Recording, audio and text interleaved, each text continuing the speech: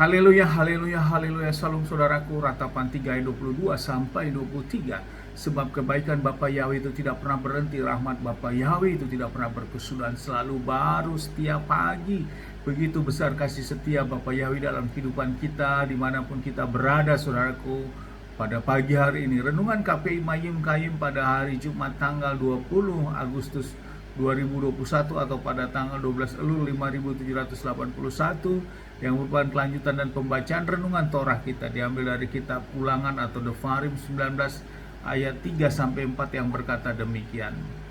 Engkau harus mempersiapkan jalan bagi dirimu sendiri dan harus membagi menjadi 3 bagian perbatasan negerimu yang Yahweh Elohimmu akan membuatmu mewarisi supaya setiap pembunuh dapat melarikan diri ke sana. Ayat 4, dan ini adalah ketentuan bagi pembunuh yang harus melarikan diri ke sana supaya ia dapat hidup. Setiap orang yang membunuh sesamanya tanpa merencanakan dan sebelumnya tidak membencinya.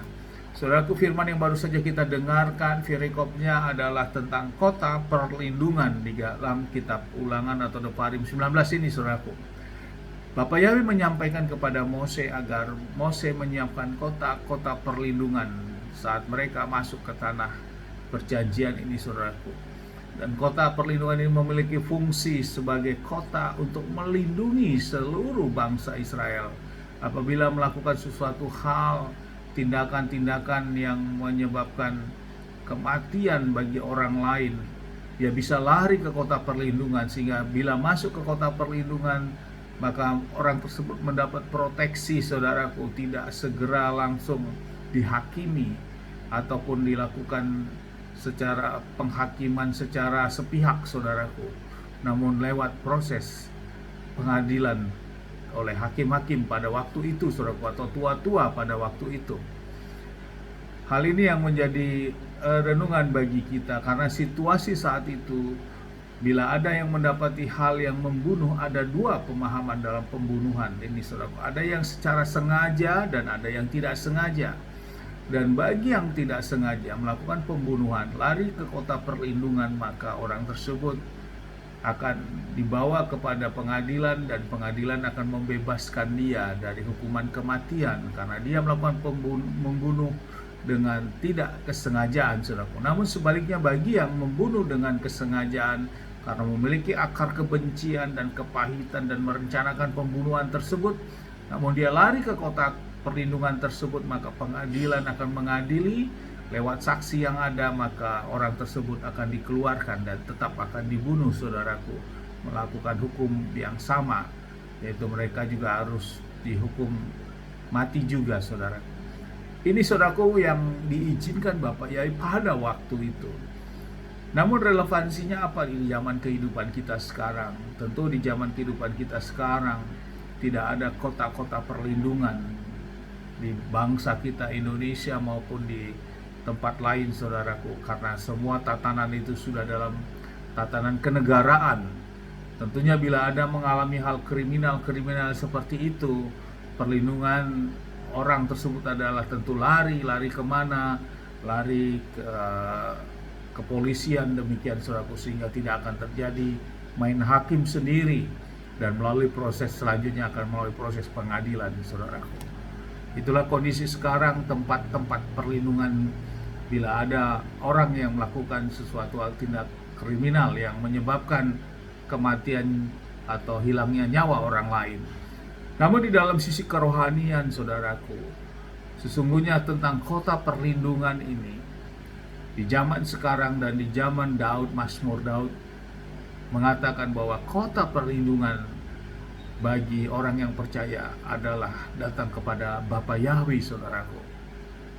Hal ini dapat kita lihat di dalam kitab Mazmur 59 ayat 17 dan 18 yang berkata demikian. Namun aku mau menyanyikan kekuatanmu dan aku mau menyorakkan kebaikanmu pada pagi hari. Sebab engkaulah telah menjadi perlindungan yang tinggi bagiku dan tempat pengungsian pada waktu kesesakanku. Ayat 18, Kepadamu ya kekuatanku, aku mau bermazmur, karena Elohim adalah perlindunganku yang tinggi. Elohim adalah kebaikanku. Jadi di dalam kitab Mazmur 59 ini, kepada Bapa Yahweh lah Daud datang sebagai perlindungannya, sebagai tempat perlindungan yang tinggi, saudaraku. Di dalam versi Lembaga Alkitab Indonesia dikatakan, Elohim Yahweh adalah kota perlindunganku, saudaraku. Jadi kondisi iman sekarang di dalam konteks iman rohani kita, dalam setiap menghadapi permasalahan apapun yang kita hadapi dalam kehidupan kita, beban-beban masalah apapun, kepahitan hati yang terjadi, saudaraku, yang harus dilepaskan kepahitan itu, saudaraku, ataupun keadaan permasalahan apapun yang menghimpit kehidupan orang-orang percaya, firman mengatakan sama seperti Daud, Raja Daud, dan lewat firman pemazmur ini, saudaraku, datanglah kepada Bapa Yahweh terlebih dahulu, karena sesungguhnya Bapa Yahweh adalah kota perlindungan yang teguh itu. Tidak ada lagi yang lain, saudaraku. Kita jangan datang terlebih dahulu kepada orang-orang lain, saudaraku, namun kita bawa ke dalam hadirat Bapa Yahweh. Kita bisa berdoa, kita bisa menyembah dan meratap, membawa semua beban masalah kita kepada Bapa Yahweh. Setelah itu baru kita datang kepada orang-orang yang kita anggap pantas untuk melakukan sharing, untuk menguatkan kita kembali, saudaraku. Namun yang tidak tepat adalah saat kita mengalami masalah, kita justru mengedepankan datang kepada manusia, saudaraku, bukan kepada Bapa Yahweh terlebih dahulu. Inilah konsep yang salah, saudaraku. Bahkan ada apalagi orang tersebut langsung datang kepada orang-orang pintar, datang kepada dukun, kepada orang-orang ahli-ahli pintar dan sebagainya. Tentu itu salah, tidak sesuai firman. Untuk itu, saudaraku, di dalam menjalani kehidupan, relevansi kota perlindungan di zaman Mose dengan zaman sekarang, kota perlindungan kita adalah datang kepada Bapa Yahweh. Karena lewat Bapa Yahweh lah maka semua jalan keluar. Tentu Bapa Yahweh akan memberikan waktu yang tepat sesuai dengan kehendak Bapa Yahweh. Amin, haleluya. Sukses besar buat kita semua. Maju terus dalam iman. Dari tempat ini saya berdoa Bapa yang memberkati dan melindungi kita semua. Dimanapun kita berada, Bapa Yahweh menyinari wajahnya kepada kita, memberikan kita kasih karunia. Bapa yang menghadapkan wajahnya kepada kita, memberikan kita damai sejahtera. Apapun yang kita kerjakan, apa yang kita lakukan sepanjang hari ini, semuanya menjadi berhasil dan untuk kemuliaan Bapa Yahweh.